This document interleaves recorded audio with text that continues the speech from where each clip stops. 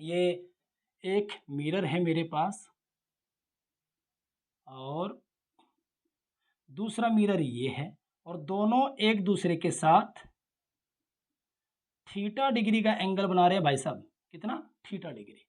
और कोई ऑब्जेक्ट यहाँ पर है तो इस ऑब्जेक्ट की इमेज कितनी बनेगी? वो एक इसमें दिखेगी, इसमें दिखेगी, कहीं और भी दिखेगी क्या? यस। देखिए एक इमेज तो सीधी यहीं पर बनेगी, ये रे ऑफ लाइट गई वापस टकरा के आई, लेकिन हमें वर्चुअल इमेज दिखाई देगी इसकी यहाँ पर।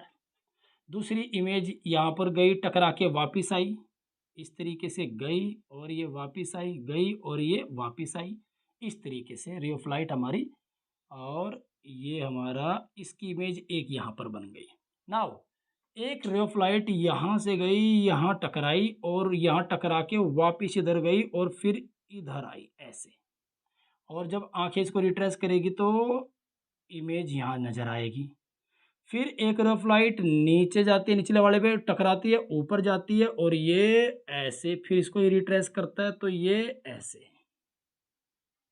तो ये इमेज हमें है, ये दो इमेज, लेकिन ये एक नज़र आती है ओवरलैप ऐसे, इस तरीके से एक दूसरे के ऊपर ऐसे, ये इमेज ऐसे नज़र आती है, तो ये एक ही दिखाई देती है हमें। तो ये हमारी एक ही इमेज बन जाती है इस तरीके से, राइट। नाउ तो अगर एंगल थीटा है तो नंबर ऑफ इमेज कितनी बनेगी?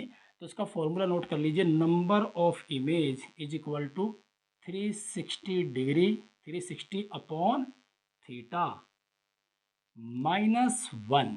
एक फॉर्मूला तो ये है। अब ये -1 कहाँ यूज होगा? अगर 360 अपॉन थीटा की वैल्यू, इसकी वैल्यू इवन नंबर आती है, क्या नंबर आती है? इवन, फॉर ये इवन, अगर ये रेशियो हमारा इवन आता है तो इसमें से -1 करेंगे, आंसर आ जाएगा। अगर ये ओड आता है तो उसके लिए सिंपल हमारा फॉर्मूला है 360 अपॉन थीटा, बस। अब एक एग्जांपल ले लेते हैं। मान लेते हैं हमारे पास दो मिरर है और दोनों के बीच में एंगल 90 डिग्री है। कितना है? यस, 90 डिग्री का एंगल है। और ये -1 भी इसीलिए होता है क्योंकि वैसे तो इमेज 4 बन रही थी, लेकिन एक ओवरलैप हो जाती है तो इसलिए एक माइनस कर देते हैं इवन में से।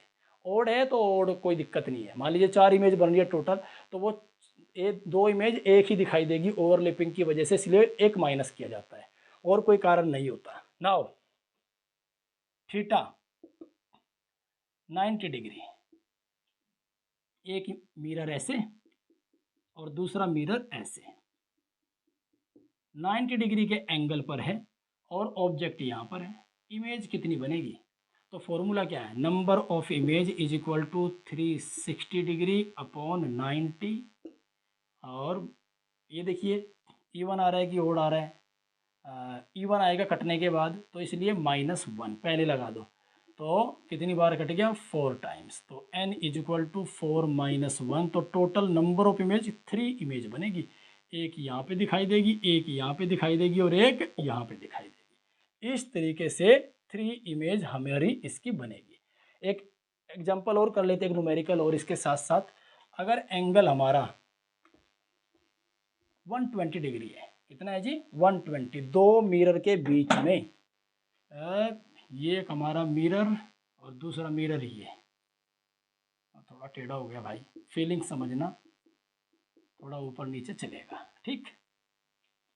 मैन्युफैक्चरर ठीक नहीं था इसका बेचारे का, मैन्युफैक्चरर भी मैं ही हूँ, ठीक। 120 डिग्री का एंगल है, ऑब्जेक्ट यहाँ पर, इसकी कितनी इमेज बनेगी? तो theta is equal to 360 upon sorry n is equal to 360 upon theta. Theta कितना है? 120। रेशियो देखिए, इवन आ रहा है तो -1 लगा देंगे। अगर इवन, अगर ओड होता तो -1 लगाने की कोई जरूरत नहीं थी। तो काटिए भाई, कितना हो गया? 3 3 -1, तो नंबर ऑफ इमेज कितनी बनेगी? 2। तो 2 इमेज बनेगी। तो आपको अगर एंगल दिया हुआ है तो आप इस फॉर्मूले का यूज करके n is equal to 360 upon theta -1 and n is equal to 360 upon theta, ये फॉर्मूला यूज करेंगे। ये अगर रेशियो ओड है तो ये फॉर्मूला रहेगा, और अगर इन दोनों का रेशियो इवन है तो ये फॉर्मूला लागू होगा। तो इस तरीके से हम न्यूमेरिकल सोल्व कर सकते हैं, नंबर ऑफ इमेज निकाल सकते हैं।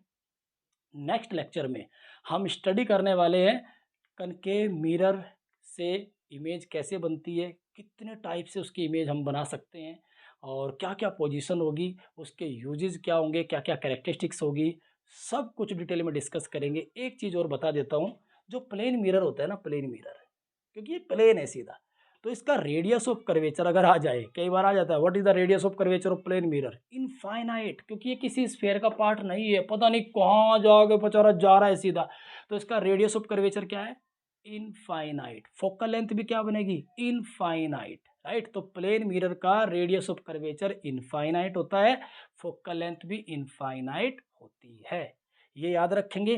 नेक्स्ट लेक्चर में मिलते हैं, और वीडियो को ज़्यादा से ज़्यादा शेयर करें, सब्सक्राइब जरूर करें चैनल को, क्योंकि अब पूरा सिलेबस आने वाला, पूरा फाउंडेशन डालने वाला हूँ चैनल के ऊपर, तो आप लोगों को कोई चीज़ मिस ना हो जाए, इसलिए चैनल को सब्सक्राइब करें, लाइक करें, और अपने नेटवर्क में शेयर जरूर करें।